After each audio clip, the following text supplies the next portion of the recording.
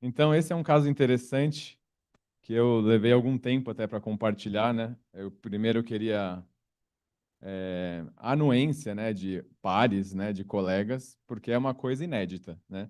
É um assunto que não se fala muito, mas é até, eu acho que uma proposta para a gente falar mais, né, desenvolver mais essa linha de raciocínio. Bom, deixa eu pular aqui o título. E daí, antes de começar a falar do caso em si, eu vou fazer uma breve introdução, tá? Porque esse trabalho, na verdade, ele nasce de um estudo de causalidade. Então, é uma análise de causa, né? Tanto é que a norma de perícia agora, ela está falando em vistoria de análise de causalidade, que é o diagnóstico, né? E daí, vocês já fizeram, primeiro, quem está aqui, né? Vocês trabalham com diagnóstico, perícia? Reginaldo, Reginaldo construtora, né? Assistência técnica. Não, só entusiastas. Vocês trabalham com engenharia diagnóstica?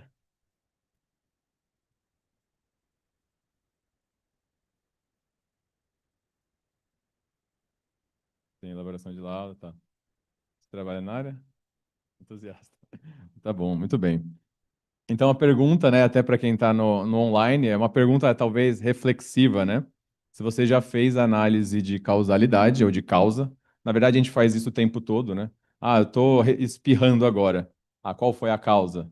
Foi porque eu peguei uma chuva ou porque eu não dormi bem, ou porque eu não dormi bem à noite, né? Não, não. Acho que está muito alto o microfone. É, enfim, o nosso raciocínio ele pensa em causalidade o tempo todo, né? Eu tenho que ficar mais longe do microfone? Né? Boa noite. E, e daí, se vocês fazem essa análise de causa, quantas vezes vocês já se depararam com algum fenômeno que aconteceu por mais de uma causa, né? Na verdade, no conhecimento popular, a gente fala, se aconteceu uma tragédia, um sinistro, é porque foi uma somatória de causas, não é isso? Normalmente a gente pensa dessa forma, a gente entende dessa forma. Um monte de causas teve que acontecer para cair um avião, para cair um prédio. Então, na verdade, a nossa vida é cheia de fenômenos multicausais, né? Que ocorrem por mais de uma causa. E daí a grande pergunta é, para quem trabalha com diagnóstico, ou seja, trabalha analisando causa, se vocês já estudaram sobre causalidade. Ou se a gente pelo menos fala o que é causa, né? Que é um assunto que nasce na filosofia, ele se desdobra no direito, se desdobra na lógica, matemática, estatística, mas na nossa área de engenharia a gente fala muito pouco. A gente não adapta a realidade do direito, da estatística e da filosofia para a nossa realidade de engenharia. E a gente precisa fazer isso. E eu, né, gosto muito de ficar estudando, eu gosto muito de filosofia, e daí eu me deparei com isso e falei, vou fazer uma ponte, né? Uma ponte de causalidade com o diagnóstico, faz todo sentido. Só que daí isso é um caminho que é meio sem volta, sabe? Depois que você abre a sua mente para uma nova ideia, você não volta atrás, começa a enxergar a realidade diferente.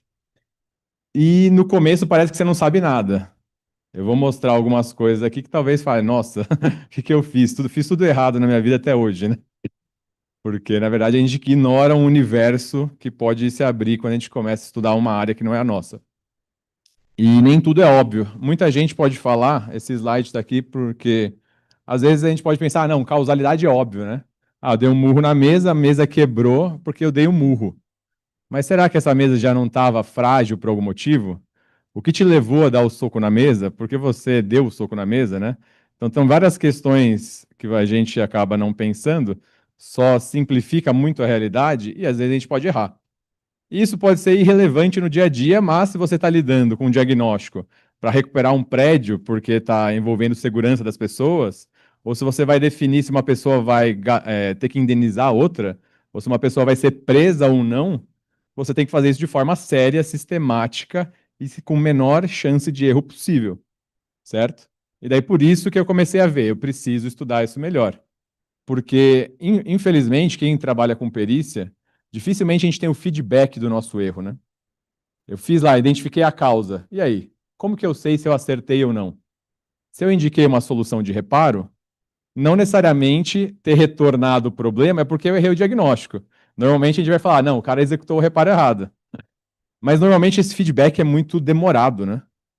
E o fato de ter um feedback demorado faz com que a gente aprenda menos com os nossos erros. Existe literatura sobre isso. E quem trabalha na perícia ainda, judicial, o feedback é zero, né? Você condena alguém, o cara tem que pagar a conta e o perito nunca aprende com os erros. Essa é a realidade. O perito judicial não aprende com os erros, porque ele não tem o feedback do erro, tá? E é por isso que a gente tem que ter o dobro de atenção, né? A gente tem que gastar muito mais energia e ser muito mais metódico, porque a experiência não vai fazer a gente evoluir, ou vai fazer a gente evoluir muito pouco, né? Então, o que eu vou trazer aqui para vocês é talvez uma abertura aí de porta para vocês estudarem um pouco mais. E existe uma coisa quando a gente começa a estudar, que no começo a gente fica autoconfiante, né?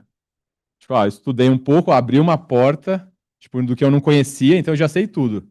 Eu li um pouquinho de filosofia sobre causalidade, né? Eu sou o cara, né? Não sabia nada. Agora eu sei causa e efeito, né? Causa contrafactual, factual. Só que daí você começa a estudar um pouquinho mais, daí esse negócio você vê, nossa, tem muita coisa que eu não sei, né? Então, muitas vezes, o que eu entendo, né?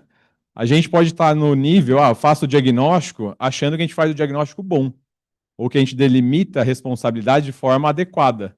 Só que se a gente se aprofundar um pouco mais, a gente vai ver que a gente não sabe nada, tá? Até o momento que a gente vai se capacitar, e daí sim a gente vai estar apto, né, para fazer aquilo de forma adequada. Mas isso também acontece nas ciências, né? Não quer dizer que a gente, como indivíduo, a nossa área como um todo, como eu disse, como não estuda a causalidade, vamos dizer, a ciência da engenharia diagnóstica, da perícia, ela não estuda sobre isso, então ela está, acho que aqui no topo, né? A gente precisa de mais pesquisa, mais estudo, para a gente cair na real e daí fazer alguma coisa mais estruturada, tá? Eu vejo que é como se fosse uma mata ainda toda sem trilhas que a gente vai ter que desbravar, tá bom? Talvez eu não consiga mostrar isso para vocês aqui, mas é o que eu sinto quando eu começo a divagar sobre o assunto. Só para dar uma palhinha do que é causalidade, né? É bem interessante, eu indico esse livro aqui, do Judea Pearl, não sei se eu pronunciei correto. Ele é um estatístico, ele é o cara que mais sabe de causalidade hoje, né, no mundo. Ele escreveu alguns livros, esse é o principal. Tem um livro mais fácil de entender que chama O Livro do Porquê, que ele é uma linguagem mais simplificada. Aqui tem muita equação estatística, tá? Então é mais pesado. E daí o livro do porquê tem em português, tem em inglês. Dá para vocês acessarem pelo Kindle. E daí basicamente ele fala que causa. O que é causa, né? Como que eu sei se um mecanismo é causal ou não? Primeiro tem que ter uma precedência temporal. Isso acho que é intuitivo. A causa sempre vem antes do efeito. Então, se o chão está molhado por causa da chuva, a chuva tem que ter vindo antes de estar molhado, né? Então, isso aqui para a gente é autoevidente, né? É óbvio. Segundo, tem que ter uma correlação. Sempre que chove, fica molhado, né? Ou uma fissura térmica. Sempre que muda a temperatura, aparece fissura. Onde tem mais temperatura, tem mais fissura. Então, tem que ter uma correlação. Só que a correlação ela não tem sentido, né? Você não sabe o que é causa e efeito. Daí a temporalidade pode te dar um sentido. É do X para o Y, e não do Y para o X. E, por último, tem que ser uma relação não espúria. É um termo mais sofisticado, é meio que saber se essa causa sua é realmente a causa ou não é uma coisa mascarada. Tá? Vou dar um exemplo. Existe uma correlação entre afogamentos e venda de sorvete. Quanto mais vende sorvete, mais pessoas morrem afogadas. Sabia? Parou, acabou. Mas isso é uma correlação espúria. Por quê? Porque o sorvete não causa afogamento. Mas a causa que afeta os dois é calor. Se está calor, as pessoas vão mais para a praia, consomem mais sorvete. Então, a correlação que existe entre a venda de sorvete e morte por afogamento é uma correlação que a gente chama de espúria, tá? No universo da estatística. Então, não pode ter uma correlação espúria. E é difícil saber isso, né? Eu teria que pensar em várias hipóteses, enfim, fazer nosso trabalho de investigação. Então, isso aqui define causa, tá? Então, a gente já tem pelo menos um parâmetro para a gente seguir nossa mente. E daí tem várias relações de causa e efeito. Não vou entrar no detalhe, porque eu vou querer apresentar o caso, tá? Mas a gente tem aqui, só um detalhe importante, é que o efeito é o que a gente vê e a causa a gente tem que imaginar, né? Então eu vejo uma trinca. Eu tenho que imaginar o que gerou a trinca. Eu não vou ver a causa, porque ela aconteceu no passado. Sempre o diagnóstico vai ser uma investigação do passado, tá? Então ele é totalmente mental. Ele não existe na realidade. É uma abstração humana. A gente enxerga a realidade como uma relação de causa e efeito, tá? E então isso já mostra que eu tenho que estudar muito bem como fazer esse mecanismo de trás para frente, tá bom? E daí eu tenho alguns tipos de causa. Tenho causas lineares, como se fosse um efeito dominó, né? Então, deixa eu ver, molhou, mas uma movimentação térmica na fachada, fissurou a fachada, bateu a chuva, entrou na fissura, a água entrou pela fissura, molhou o revestimento interno, revestimento molhado, manchou, gerou ambiente para o bolor, infestou toda a casa de bolor, as pessoas ficaram doentes. É um efeito dominó, né? Causa linear.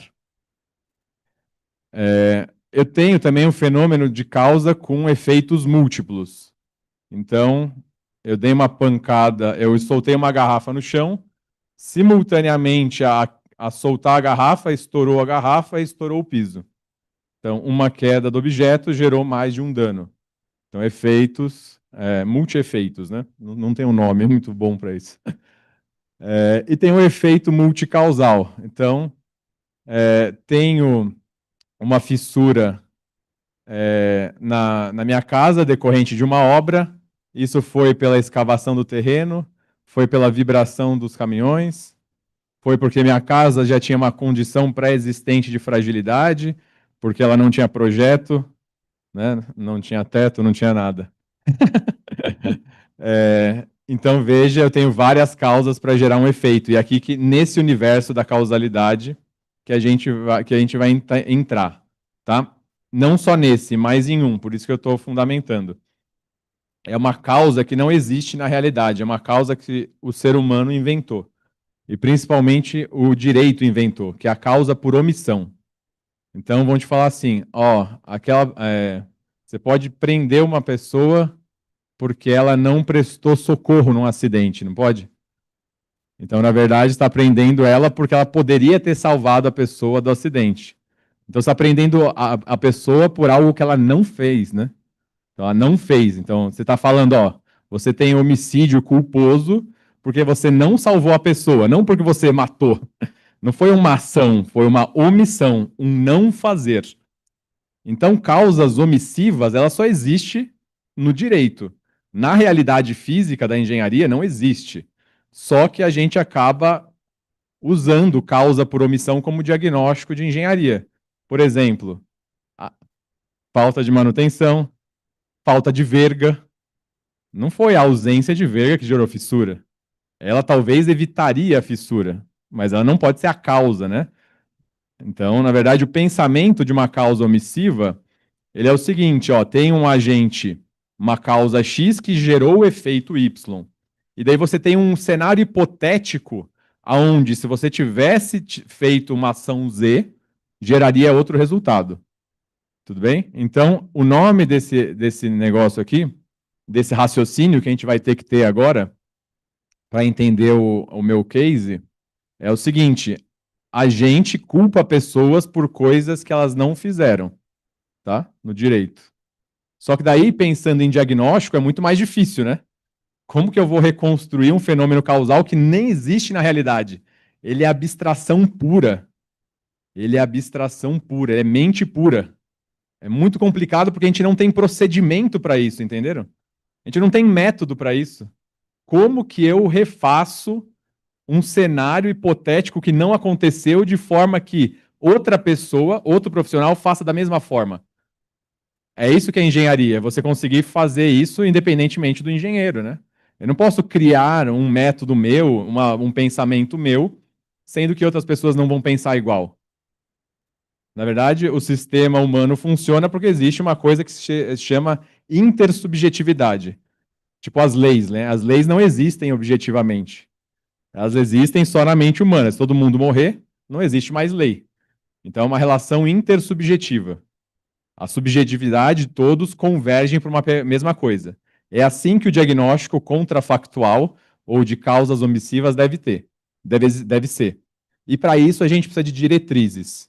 Precisa de diretrizes de como fazer diagnósticos de causas omissivas, ou seja, que elas não existem. Tá? No direito tem isso, então eu tenho critérios, né? Então, para quando culpar alguém por uma não ação, mas na engenharia a gente não tem. Não de forma explícita, né? Muito bem. Então, essa é a introdução de causalidade, só para vocês entenderem os tipos. Segundo, eu quero mostrar que, com a nova revisão da norma de perícia, ela já entende que podem existir vários nexos causais, tá? Isso é uma evolução interessante. Então, na vistoria de causalidade, a gente vai verificar vários possíveis nexos. Interessante. Segunda coisa muito interessante, que ela fala em responsabilidade. Quem vive já no universo da perícia já pode ter levado uma pancada ou dado uma pancada em alguém por o perito colocar quem é o culpado ou quem é o responsável. E daí vão falar, não, isso é um tema de direito, né? Quem tem que definir responsabilidade é o juiz. Só que a norma traz uma questão importante. Se o juiz pediu sua opinião técnica, ele vai querer saber quem você responsabilizaria dentro do olhar técnico de engenharia. Obviamente que não vai ser o mesmo, ou não precisa ser o mesmo, da responsabilidade no olhar jurídico. Mas existe, então, a figura hoje de responsabilidade técnica. Se alguém gerou uma causa e gerou um dano, esse agente causador, né, ou omisso, né, que não fez nada, ele pode ser responsabilizado, que é o nosso caso, tá? Eu vou falar de responsabilidade técnica de um engenheiro da obra, sendo que ele não executa nada. E aí? Teoricamente, nenhum vício construtivo é responsabilidade direta do engenheiro, porque ele só fiscaliza. Ele só é um agente de impedimento de erros de outras pessoas. Então, na verdade, todas as ações que você pode responsabilizar o engenheiro da obra é por omissão. Única coisa, é por omissão. Ele se omitiu em não instruir o trabalhador. Ele se omitiu em não ver aquilo antes de entregar para o cliente. Certo? Então, por isso que é importante. E por isso que quem consegue avaliar isso é só o engenheiro. Como eu consigo ver se o engenheiro de obra consegue ou não identificar uma falha construtiva? O juiz não consegue saber isso, só o perito. Então faz sentido isso que está na norma de o perito também, além de ver causa, origem, ver também as responsabilidades técnicas, tá? Que é o que aconteceu no meu caso judicial. A norma fala que para você fazer isso, obviamente, você tem que estruturar um método. Ela não define qual método você deve estruturar, mas que esse método tem que ser fundamentado, tá? Para garantir algum nível de exatidão e precisão. Tá? Ela não fala qual o nível de exatidão e precisão. Se é 50%, 10%. Entende-se que é um nível alto ou o máximo possível que você pode alcançar dentro dos recursos que você tem. Tudo bem? Está implícito isso para mim. Muito bem. Essa é a introdução. Ufa, né? Vamos para a parte mais divertida. Tá? Por enquanto, se vocês tiverem alguma pergunta, coloquem aí no chat que eu vou respondendo depois, tá? Muito bem, o caso. Eu fui nomeado como um perito num caso bem interessante e atípico, onde a construtora processou o responsável técnico de 4 obras. Então, a construtora foi processada pelos moradores, perdeu.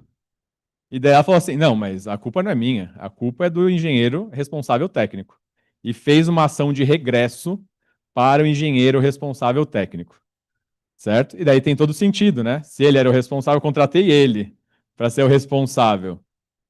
E ele deixou passar e eu fui culpado por isso, ele que tem que pagar a conta. Tudo bem? Então fez um sentido lógico, né? Mas vamos ver se é bem assim. Qualquer tipo de filtro jurídico aqui eu não vou fazer, né? Se o juiz aceitou e chegou até a prova pericial, algum cabimento jurídico tinha. Tá? Então, qualquer argumento de que isso é um absurdo, não é tão absurdo assim, porque um juiz de direito aceitou e pediu uma prova pericial com um escopo bem definido, para eu definir a extensão da responsabilidade do engenheiro. O juiz queria saber quais são os danos, se existem danos, quais são os danos e quanto de responsabilidade o engenheiro da obra tinha sobre esses danos, tá? 4 obras. E o que eu tinha? Aqui um outro cenário bem complexo, que é uma prova indireta. Para quem não é muito da área, prova indireta é o seguinte: eu não tenho mais objeto a ser periciado. É tudo por via indireta, documental ou depoimental, né? Ou por depoimento. Tudo bem? Então eu só tinha só tinha de dados documentos. No caso, eu tinha os laudos, já, a maioria dos reparos, enfim. Nem todos, né? Então, nem todos os reparos tinham sido feitos, mas o lapso temporal era de mais de 15 anos. Então, imagina, né? Se um processo demora, imagine dois, né? Um na sequência do outro. E daí é algo em torno de 15 anos. E daí, enfim, não, 6 anos depois da perícia, né? Então a perícia aconteceu com 5 anos, mais 6, 11 anos, tá? 11 anos depois. Muito bem. E daí eu tive que fazer isso. E daí o que eu tinha de documentos? Eu tinha os laudos periciais, com os diagnósticos. E daí eu tive primeiro que validar o diagnóstico dos profissionais, baseado no documento deles, né? Para ver se eu concordava ou não com aquilo. Certo? Então esse foi o primeiro procedimento. Segundo procedimento, eu filtrei tudo que era só de obra. O que era projeto, erro de material, manutenção, saiu fora. Então a gente ficou só com os danos que a gente classifica como origem endógena, especificamente de execução. Porque endógena são 3 coisas, né? Endógena é execução, é projeto e é fabricação de material. Então eu fiz essa triagem, porque os laudos iniciais, o objetivo deles não era descobrir a execução de obra, era só saber endógena, que era a construtora que era responsável por tudo. Então eu fiz uma triagem do endógeno, o que era especificamente execução. Até aí não tem segredo, é o nosso dia a dia. Só que daí eu tinha que saber da execução o quanto era o percentual do engenheiro da obra. Daí que está o desafio, né? Para eu saber o quanto era do engenheiro da obra, eu preciso meio que mapear todos os agentes possíveis. Então eu tenho uma obra. Opa, perdão. Consigo voltar? Sim. Eu tenho uma obra, daí quem são os agentes intervenientes da obra? Eu tenho incorporadora, eu tenho financiador, eu tenho proprietário, tenho fabricante de materiais, projetista, consultor técnico e a construtora, tá? Essa aqui foi a primeira triagem que eu fiz. Eu fiquei só com o que era da construtora, que eu falei para vocês. Esses intervenientes eu tirei da norma 5671, que chama a responsabilidade dos intervenientes da construção. Depois disso, dentro do só construtora, eu mapeei tudo que tem na própria norma, quem são os agentes e viu que casava, né? O que era compatível com o meu caso. Daí a gente tinha diretor técnico, tinha essa figura, tinha o engenheiro responsável técnico, que era o réu, no caso, tinha um engenheiro residente. Eu não tinha certeza se existia, então eu fiz uma condicionante ali, né? Pode ou não existir. Tem um empreiteiro técnico, que daí é para serviços especializados, né? Tipo impermeabilização. Daí só... Tem o subempreiteiro, que dentro da norma é uma figura de um empreiteiro menos qualificado, tá bom? Tem o fiscal, tá? Daí tem a figura, no nosso caso não existia fiscal, mas poderia existir, né? E são esses os agentes intervenientes. E daí, qual metodologia a gente deveria usar, né? Como que eu vou fazer isso? Como que eu posso medir quantos por cento é responsabilidade do engenheiro da obra, do engenheiro residente, do empreiteiro, do subempreiteiro, do fiscal e do diretor? Como que eu vou fazer isso? Daí eu comecei a pesquisar, né, para ver se existia isso no mundo. E daí eu me deparei com esse boletim técnico do IBAP 2011, que ele nasceu de um artigo técnico do COBREAP, escrito aqui pelo meu amigo José Antoniel Campos Feitosa. Então ele foi um artigo premiado do COBREAP de 20 alguma coisa, acho, que daí virou um boletim técnico do IBAP Nacional. E é a única publicação que a gente tem no mundo sobre isso, dentro da área de engenharia, tá? E daí, eu tenho que ver. E daí ele chama metodologia de quantificação de responsabilidade concorrente. O método, na verdade, não nasceu do nada.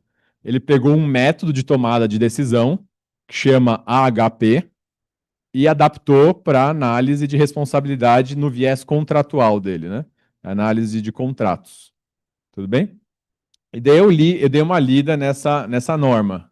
Para quem não conhece, nesse boletim técnico, perdão, né? Eu vou mostrar para vocês como é o método, né? Para ver que eu não me senti confortável em aplicar. Então veja aqui. Ah, ficou sem a animaçãozinha. Bom, deixa eu tentar, sem animação, explicar para vocês. É, não consigo, né? O notebook não está aqui, né? Ó. Não, não dá para mexer no slide? Não, né? Não, não, deixa quieto, deixa, eu me viro aqui. O que está atrás é esse quadro 2. Vocês conseguem abrir o boletim técnico na internet, tá? O primeiro quadro 2 aqui é você levantar todas as causas, tá? Então, levanta todas as causas. Daí eu vou mostrar para vocês como eu fiz isso. Daí você vai comparar causa com causa e ver qual seria mais relevante para o efeito. Então, por exemplo, tem um fenômeno com várias causas, né? Vamos pegar a umidade na fachada, que vem da fissura de fachada. Ah, eu tenho a causa da fissura. Não, vamos pensar a causa da fissura. Ah, eu tenho a argamassa, eu tenho a falta de tela, eu tenho a alvenaria mal preenchida. Daí eu vou comparar rigidez da argamassa com a tela. Qual é mais, qual é mais importante, vamos dizer assim? Daí você tem que dar uma nota, tudo bem? Daí tem uma escala de 1 a 9, 1 a 9, 1 a 10, que você vê qual é a diferença. Se elas forem iguais, daí você dá uma nota 5. Se a tela for muito mais importante que o revestimento, você vai dar uma nota 9, tá? Então você vai comparando causa a causa para você, no final das contas, descobrir o peso de cada causa. Então o método é você levantar todas as causas que geraram o dano, compara individualmente uma, como elas estivessem fazendo uma competição, dá uma nota de 1 a 9. Depois, isso tem um modelo matemático, né? Tem até um Excel pronto já para isso. Você joga isso, ele calcula o peso individual de cada causa. Então, o primeiro trabalho está feito. Eu consigo descobrir, num efeito multicausal, qual é o peso individual de cada causa que gerou o dano. Tá bom? Esse é o primeiro momento. Mas veja, é uma análise subjetiva. Eu, subjetivamente, vou dar uma nota de 1 a 9. Porém, é melhor do que você dar um chute arbitrário, né? Mas tudo bem, então esse é o método. Primeiro você compara as causas. Depois que você comparou as causas, você vai ver se isso faz sentido. Tem pelo menos um método de prova real. Todo esse procedimento está detalhado no boletim, tá? Só estou pegando os pontos-chave. Você vai fazer uma conta matemática, tem uma fórmula, e para ver a consistência dos pesos.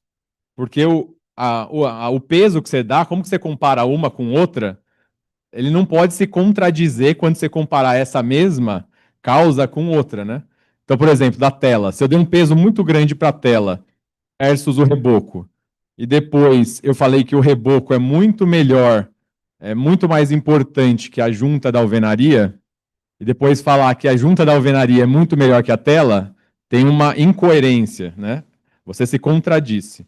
Então, esse teste aqui matemático é para ver se você não teve uma contradição na hora que você deu os pesos. Tudo bem? Então, ele é chamado de índice de consistência, para ver se o seu chute numérico tem sentido. Então, é uma forma de reduzir um pouco o erro. E daí tem uma questão, né? Você só vai aceitar o índice de consistência se ele for tolerável ou desejável, tá? Então, na conta matemática, ele tem que ficar nesses dois, pelo menos. Se cair no maior que 0,2, ou seja, como se fosse um desvio, né? Um desvio de 20% nos seus números, você vai ter que rever as notas que você deu, tá? Então é uma provinha real para você ver esses pesos. Depois, aqui a gente tem uma matriz que nas colunas superiores a gente tem as causas que a gente levantou para o dano, tá? Então vai tela, argamassa, falta de junta, etc. E aqui eu tenho os responsáveis. Daí eu vou colocar aqui empreiteiro, engenheiro da obra. Aqui eu ponho os responsáveis. Daí eu vejo aqui, ó, para não colocar tela, quem é mais responsável? O engenheiro da obra ou o operário? Daí você vai dar uma nota, tá? E daí você vai dar uma nota de 0 a 1. Nenhuma responsabilidade é 0, pouca responsabilidade é 0,25, metade da responsabilidade é 0,5, muita. Então você põe essa nota para cada causa, para cada agente que você tem. Isso lá nessa matriz tem uma conta que no final das contas, no fim de toda a equação, sai o percentual de responsabilidade. Tudo bem? Então eu tenho duas formas para chegar no final disso. Eu vou gerar os pesos das causas e depois o percentual de responsabilidade de cada agente para cada causa. No final, eu vou somar tudo e ver o percentual total de responsabilidade de cada agente. Tem todo sentido. Por que eu me senti desconfortável em aplicar isso eu? Muito subjetivo, e eu estaria fazendo o engenheiro da obra para pagar um valor significativo. Eu posso quebrar uma pessoa, né? Posso acabar com a vida de uma pessoa. Então, o peso da minha responsabilidade nesse caso era muito alto. Então, eu quis ser o mais minucioso possível, o mais objetivo possível, o mais justo possível, né? E daí eu falei, eu não consigo fazer isso, apesar de estar fundamentado, eu poderia ter feito isso. A minha vida seria muito mais fácil se eu tivesse feito isso, porque os esclarecimentos que eu tive que prestar, né, depois que eu inventei um método, foram muito piores, né? Porque se eu aplicasse isso direto, eu falava, não, está fundamentado no boletim, fundamentei no boletim, é o resultado disso aqui. Faz a conta de trás para frente e vê se chega no resultado. Ia ser mais fácil a minha vida. Só que eu não me senti confortável em ser fácil. Eu arrumei, eu arrumei sarna para me coçar, né? Então eu quis falar, vou deixar isso mais robusto e vou inventar outros métodos e vou ver se cada um deles chega na mesma resposta. Ou qual é a divergência entre os métodos que eu vou buscar na literatura. E daí, o que eu fiz? Eu apliquei 3 métodos, tá? Eu apliquei o método do boletim técnico, que nada mais é do que um AHP, né? Um processo de análise de hierarquia para você tomar a decisão, que é lá da década de 70, está dentro de temas de tomada de decisão. Peguei um AHP mais turbinado, criado por um pesquisador brasileiro. Em 2021, ele turbinou o AHP. O que ele criou aqui?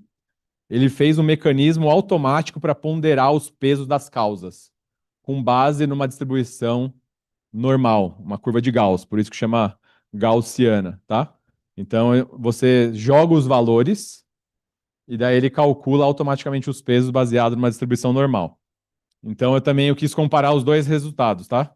Usando o HP mais moderno e o HP mais antigo que está aqui no boletim. E por último, eu quis conversar com pessoas. Dentro desse universo, né, quando eu fui pesquisar, então dentro da minha pesquisa, o que eu vi? O meu caminho pode ser pesquisas relacionadas à tomada de decisão, que nada mais é o que isso, né? Eu vou tomar uma decisão de qual a responsabilidade dele. Daí eu cheguei no HP gaussiano. Excelente. Dentro do universo de tomada de decisão, existe uma coisa que chama a opinião dos especialistas, tá? Eu esqueci o nome do método exato. Mas nada mais é do que você ver a opinião de vários especialistas, você filtra isso para ver qual que é o viés deles e daí a verdade vai estar muito próxima. É diferente da opinião pública, tá? A opinião de especialista, ela tende a acertar mais. E daí o que eu fiz? Eu entrevistei 64 pessoas, tudo bem? 64 profissionais da área de construção ou de perícia. E daí eu pedi para eles darem uma nota de 1 a 5 para cada causa, para cada agente responsável, quanto eles achavam da responsabilidade do engenheiro da obra, do diretor, etc. Eu queria ver a opinião deles, tá? Então, basicamente, o que eu fiz primeiro? Levantei todas as causas possíveis que existem num cenário de obra. Eu me baseei, basicamente, primeiro naquela norma e depois eu fiz um brainstorm, né? E comecei a levantar causas. Cheguei em 17 causas possíveis para um erro de execução. Elas nascem de 8 macro causas. Primeiro, não atendimento de projeto e especificações, não atendimento dos procedimentos executivos, ausência de projeto ou especificações, porque aqui o peso é diferente, né? Uma coisa é você ter o projeto e não seguir. A outra coisa é você não ter o projeto. Ausência de treinamento e capacitação, ausência de prazo. Você pode ter um ambiente estressante, né? Eu sei fazer certo, eu vou seguir o projeto, mas eu tenho que fazer uma coisa que era pra fazer em 10 dias, eu tenho que fazer em um. É óbvio que vai fazer errado, né? Então eu ponderei isso. Fatores externos, condições climáticas, enfim. Fiscalização, e ambiente de trabalho. Então aqui seria como se fosse 8 macrocausas, e para cada uma delas eu destrinchei, tá? Daí eu trabalho para esses. Eu vou ter que depois falar o nome de todos que me ajudaram, né? Não sei se a Estela até me ajudou. Isso, isso. Eu tenho que depois fazer um vídeo e até deixar uma dedicatória no artigo de todos que responderam a entrevista, a pergunta, que eles tiveram que avaliar para cada uma dessas causas o peso de responsabilidade de cada um daqueles agentes, tá? E daí basicamente ficou resumido assim: nas notas, né, de 1 a 5, ficou. Aqui foi dado nota, né? Então, isso é a média da nota só dos especialistas. Daquelas 64 pessoas, 20 eram especialistas, e eu filtrei o perfil para ser considerado especialista, né? Tinha que ter um tempo de atuação específica em perícia com mais de tantos anos, teria que ter alguma especialização, teria que ter, então, um perfil que eu defini como, tipo, especialista. E depois tem uma outra avaliação que seria um grupo G mais aberto, que seriam só pessoas que estão na área. Eu quero saber a opinião do perito especialista, mas eu também quero saber do engenheiro que está no dia a dia pisando no barro. Tá? Eu quero saber dos dois. Os dois fazem sentido aqui. E daí, resumindo aqui, o que que ficou, né? A empresa ficou com uma. Aqui eu tirei uma mediana.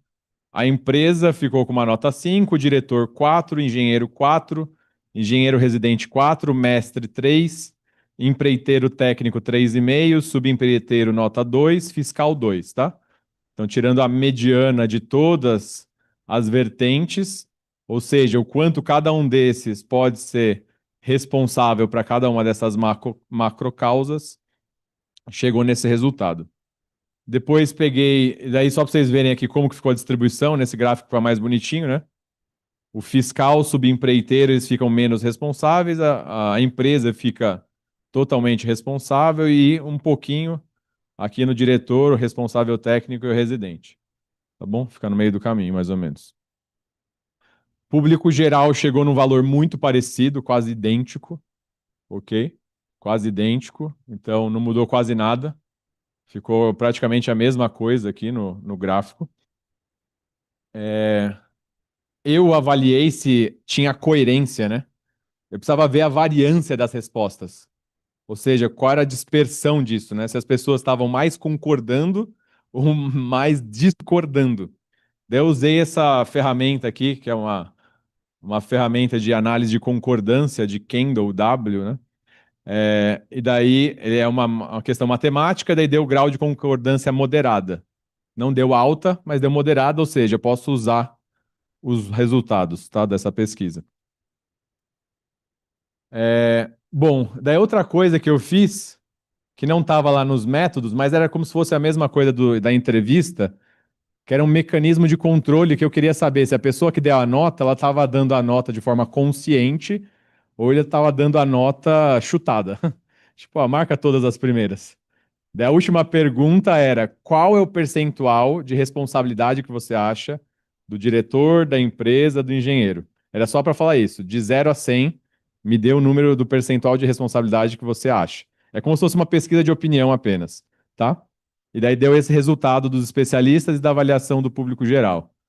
Para os especialistas, a empresa tem um percentual de responsabilidade de 25%, diretor 14, engenheiro 14, residente 12, mestre 7, empreiteiro 8, subempreiteiro 5, fiscal 10, né? E o geral teve esses outros números. E daí eu usei isso para, na verdade, confrontar com o resto, né?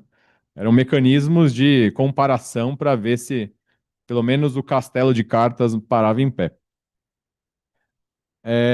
Bom, então ficou mais ou menos isso. Se a gente olhar o percentual, faz sentido, né? Vamos ver se faz sentido. Empresa em primeiro, subempreiteiro em último, né? Faz um pouco de sentido, né? Subempreiteiro, que é o menos preparado, ou menos consciente do que está fazendo, a empresa com capital e com recursos de conhecimento, com mais responsabilidade. Muito bem. Daí eu fiz uma Depois eu peguei aquelas notas de 1 a 5 e joguei no AHP natural, HP normal e no HP gaussiano, ok? E daí eu, eu vi o resultado, né? Eu medi em percentual, eu fiz todo um tratamento matemático para chegar nisso, né? Mas no final das contas ficou empresa 18% no HP gaussiano, HP normal 16, diretor 16,15 e o engenheiro, que era o nosso foco, deu 15,15. Deu bem, deu igual, né? Tudo bem? Então aqui eu fiz isso, joguei no HP. Fiz a opinião dos especialistas e a opinião do público geral. Deu 15 e 14. Idêntico praticamente o dos especialistas quando eu joguei no modelo HP. Então, o que que eu fiz agora, por último, né? Comparei todos os métodos, o que a pessoa chutou, né? Do 0 a 100%, o HP, HP gaussiano. Comparei cada um com cada um para ver a correlação. E a correlação de todas, de qualquer método, foi algo em torno de 0,8. Nada foi menor que 0,8. Uma correlação, ou seja, todas as respostas estavam convergindo para o mesmo número. A diferença era muito baixa, certo? Então tava muito bem. Eu tive sorte aqui, né? Porque poderia dar tudo errado. Eu tive sorte porque as pessoas responderam bem e as pessoas pensavam igual. Basicamente é isso. Tanto os especialistas como os engenheiros pensavam igual. E é isso que é importante na responsabilização, não é? As leis existem porque todo mundo acredita que elas existem. Então a pessoa é responsável se todo mundo acreditar que ela é responsável. É isso. É uma relação intersubjetiva. Então eu fiquei muito confortável quando aconteceu isso. E daí esse é a comparação de resumo de cada método, né? Então HP gaussiano, paramétrico e o resumo, a média de todos eles deu 14,8% de responsabilidade para o engenheiro responsável técnico da obra, com uma margem de erro de 0,1 apenas, ok? E essa é a responsabilidade. Daí eu queria saber até se vocês acham, se vocês concordam com o número. 15%. 15%. Será que o engenheiro é responsável por 15% dos erros? Essa foi a resposta. Esse foi o resultado final do trabalho.